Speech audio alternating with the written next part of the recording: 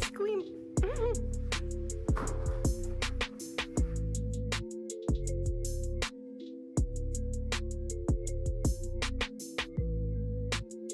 So this is not the video that I promised y'all. I promised y'all,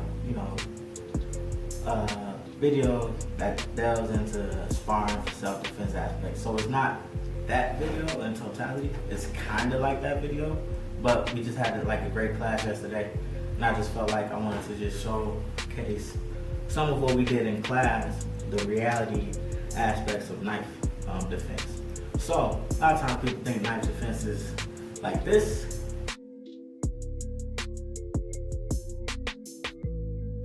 or like this, but in reality, when you look at it, knife defense is a little bit more like this. I tried to tell him to attack me like for real, and he wasn't doing it for real. But then eventually he got into it.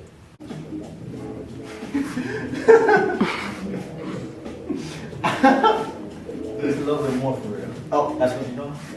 Yeah, that's the most for real you got. Alright, like a fruit. Yeah. Okay. Oh! Okay. Ah! Yeah. Ow! For real.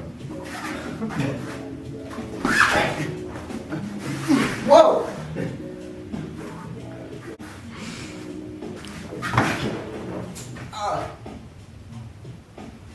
Ow! Ow! Ow! Wait! Everything we just do, then it becomes a little bit more of a live trick. Not real, but Yeah. as real as they can get. Because if you're coming in like really trying to stab me, you might get cut. And that's cool if you do. Yeah. Like in the hands or whatever, you get a little cut.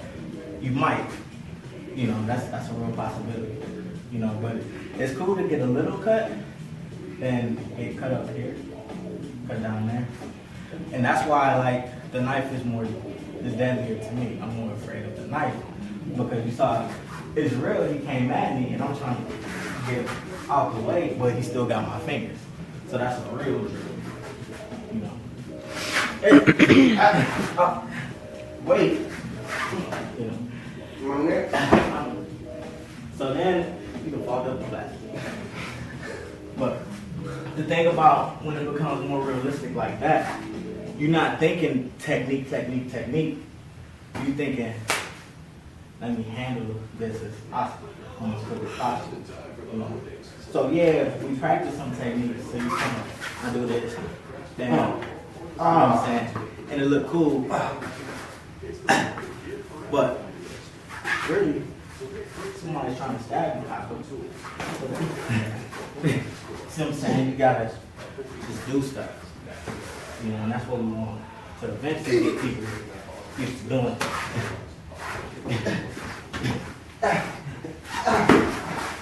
Ooh. Bruh. Punch him in his head. I don't know what happened. I want to be as safe as possible. I just put my weight on this arm, so ideally there's no chance of it getting away. Just punch. Go to sleep. How was supposed to be? Stop.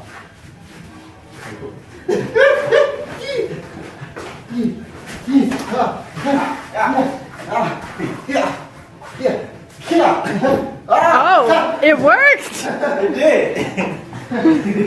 Now it's hand to hand and now I'm scared. Now it's hand to hand and I'm again at odds. When I had a potential weapon, I was safe.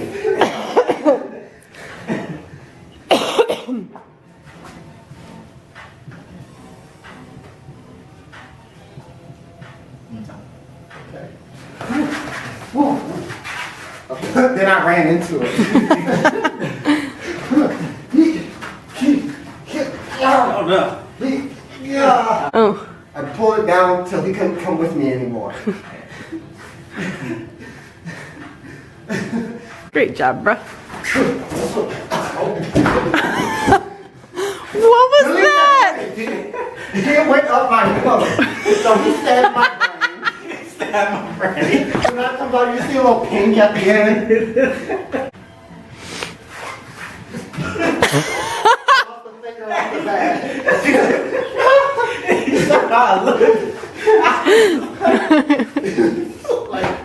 Your fingers are back. You took me wrong. Oh, keep going. Oh, you're dead. I lost 2 fingers on this hand that time. Oh. Season? Blood splurting out everywhere. Whoever gets the knife first, stab first.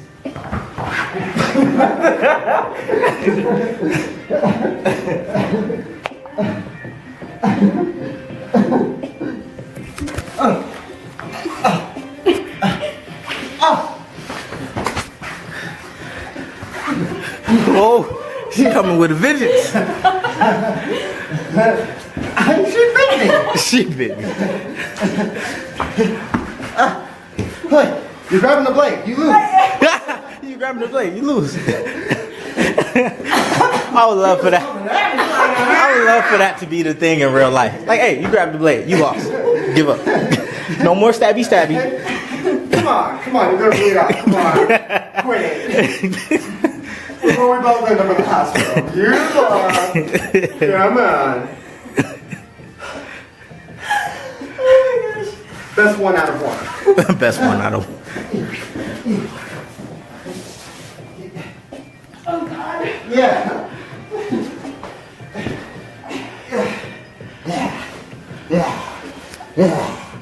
Yeah. Aw. He got in there. Yeah. She really died. Yep. I went straight through the chest. If you had got us to roll where you were on top, that would have been awesome. I But was you, trying. I was confused. I was confused on why I was the one on top because she rolled me. Yeah. The takeaway from class is that a lot of times people take self-defense classes and they want to feel like that one class will make them ready for everything. That's a lie. Honestly, there's not one class that's going to prepare you for everything. You really have to take multiple classes and you have to constantly train.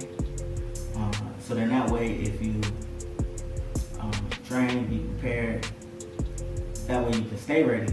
So then if you stay ready, you'll never have to get ready.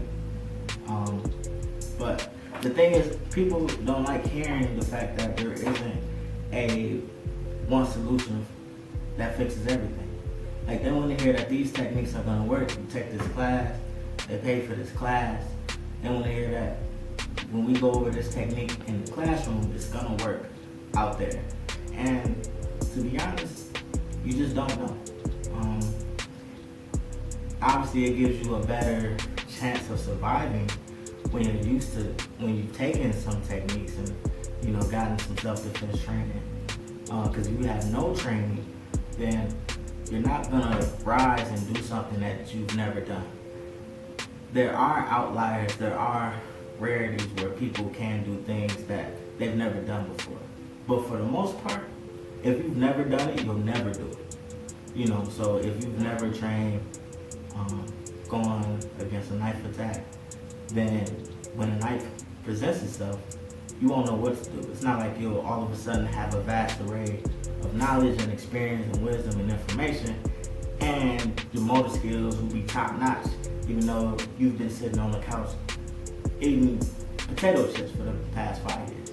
Like, it's not gonna work like that. Or Haagen-Dazs ice cream, or just ice cream, because I can't say Haagen-Dazs because I don't have sponsorship, but they can sponsor me. But anyway, as I was saying though, like, you have to train, and even training at best, you'll be at 50-50. So say somebody is a black belt, and they're a world champion, so their skill level is all the way up here. And then you have somebody who doesn't do anything, skill level down here. Obviously, in a hand-to-hand fight, this person will win. But then once you add a knife into the equation, it evens out to where their skill level comes down and their ability to succeed comes up, and it becomes 50-50. You know, so there's no way that it'll be 100% in any situation. It's always going to be at least 50-50. But if you don't train, I guarantee you it's going to be less than 50-50. You'll have less than a 50% chance of coming out on top. You know, so if your school, if the self-defense, or I would say encourage your self-defense classes and instructors to do things like this, where they have a live drill. I've even seen a drill where people have on t-shirts and markers, and they use the markers to try to, and the markers are like a knife, and so it makes marks on the white t-shirt, and it shows how many times you possibly would have gotten stabbed. Like, even that's a great drill, because the marker is a shorter size, and it's more like how people pocket knives would be. You know, but get into some live drills like that, you know, where it's not always technique. You know, one person does one thing and then you do all of this, and you do like 7 moves to their one. Like, nothing happens like that, you know. So try to make it a little bit more live, a little bit more festive, you know, so then that way, if it does happen, hopefully you never get into that situation. But if it does, you've had some type of training, you know, so then you won't freeze up. Because it's fight, flight, and freeze. Really, we just want to be able to fight well enough to where we can take flight. You know, but if you don't know how to fight, you've never been in that situation, and you don't have room to take flight, you're gonna freeze. You know, so that's why you want to train to be able to fight, to at least allow yourself the opportunity to take flight. Right, so thank you for watching. Go ahead, like, subscribe, all of that, share that stuff. You know, all the stuff that you gotta say for YouTube and notification and the bell. You've heard it 1,000 times. All right, I'm done.